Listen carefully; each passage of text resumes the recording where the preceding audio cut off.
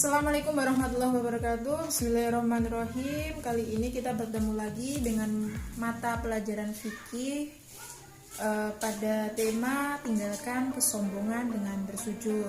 Yang pertama kita akan mempelajari ketentuan sujud syukur. Yang pertama yaitu pengertian sujud syukur. Apa sih sujud syukur itu anak-anak? Ya, sujud syukur itu ialah sujud yang dilakukan ketika kita mendapatkan nikmat secara sengaja maupun tidak sengaja. Sesuai dengan firman Allah, Quran Surat Ibrahim ayat 7 yang berbunyi, A'udzubillahi minasyaitonirrajim, Bismillahirrahmanirrahim. Wa itta'addana rabbukum la in syakartum la azidannakum wa la in kafartum inna adabi lasyadid, yang artinya sesungguhnya jika kamu bersyukur pasti Allah akan menambah nikmatnya. Kurang lebih artinya seperti itu ya, bisa disimak di sini artinya. Selanjutnya hukum sujud syukur. Yang pertama, hukum bersyukur kepada Allah itu adalah wajib, karena kita wajib bersyukur kepada Allah.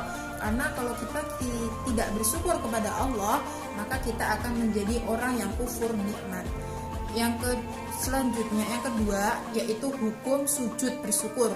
Hukum sujud syukur yaitu sunnah, apabila dilakukan kita akan mendapatkan pahala, apabila ditinggalkan kita tidak apa-apa. Selanjutnya sebab-sebab melakukan sujud syukur. Yang pertama, mendapatkan kenikmatan yang tidak terduga. Terus yang kedua, terhindar dari musibah. Nabi Muhammad dan para sahabat pernah melakukan sujud syukur, yaitu ketika Nabi Muhammad mendengar bahwa sahabatnya Hamzah masuk Islam. Kemudian Nabi bersyukur atas itu.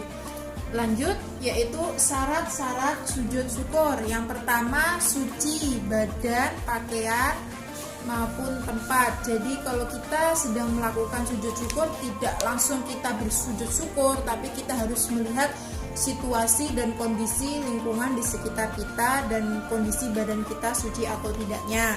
Yang kedua, menghadap kiblat. Jadi tidak sembarangan kita sujud kemudian tidak menghadap kiblat. Terus yang ketiga, kita menutup aurat. Jadi kalau perempuan itu auratnya, kalau kita sedang bersujud, maka hendaknya kita berpakaian bersih dan memakai mukena. Kalau untuk yang laki-laki, sekiranya menutup aurat yang berpakaian sopan, yaitu dari tertutupilah auratnya kalau laki-laki. Lanjut, yaitu tata cara sujud syukur.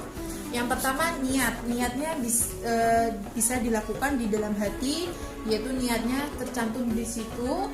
Selanjutnya takbiratul ihram. Kemudian setelah takbiratul ihram, kita langsung sujud dengan membaca doa sajada wajhiya lilladzi khalaqahu wa sawwarahu wa saqqa sam'ahu wa basarahu biqaulihi wa quwwatihi fatabarakallahu ahsanul khaliqin, yang artinya bisa dibaca sendiri ya. Lanjut, setelah kita sujud, kita bangkit dari sujud, kemudian mengucapkan Allahu Akbar, setelah itu salam. Dalam sujud syukur ini tidak ada tasyahud, berarti setelah bangkit dari sujud kita langsung salam. Pada sujud syukur ini ada ketentuan, sebagian ulama menyatakan dalam sujud syukur tidak harus bersuci, tapi kita mengikuti ulama yang sebaiknya kita mengikuti ulama yang menentukan bahwa sujud syukur itu harus dalam keadaan suci. Yang terakhir, manfaat sujud syukur. Manfaat sujud syukur, satu, terhindar dari sifat sombong. Dengan bersujud syukur kita berasal dari Allah dan akan kembali kepada Allah. Yang kedua, menjauhkan diri dari sifat takabur. Yang ketiga, akan menambah nikmat Allah Subhanahu wa taala, karena sudah dijanjikan di dalam Quran surah Ibrahim tadi yang sudah saya bacakan di depan. Barang siapa yang bersyukur, maka Allah sudah berjanji akan menambahkan nikmat kita. Terus yang terakhir, hikmah melakukan sujud syukur. Yang pertama, menjadikan manusia selalu ingat kepada Allah, karena pada dasarnya seluruh nikmat yang kita dapat di dunia ini itu asalnya dari Allah, bukan dari kita sendiri. Terus yang kedua, semakin mendekatkan diri kepada Allah.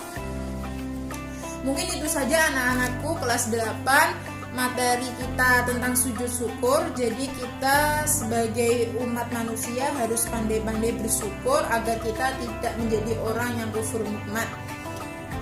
Terima kasih materi pada hari ini kita akhiri. Apabila ada salah dan kata mohon dimaafkan. Akhiran wassalamualaikum warahmatullahi wabarakatuh.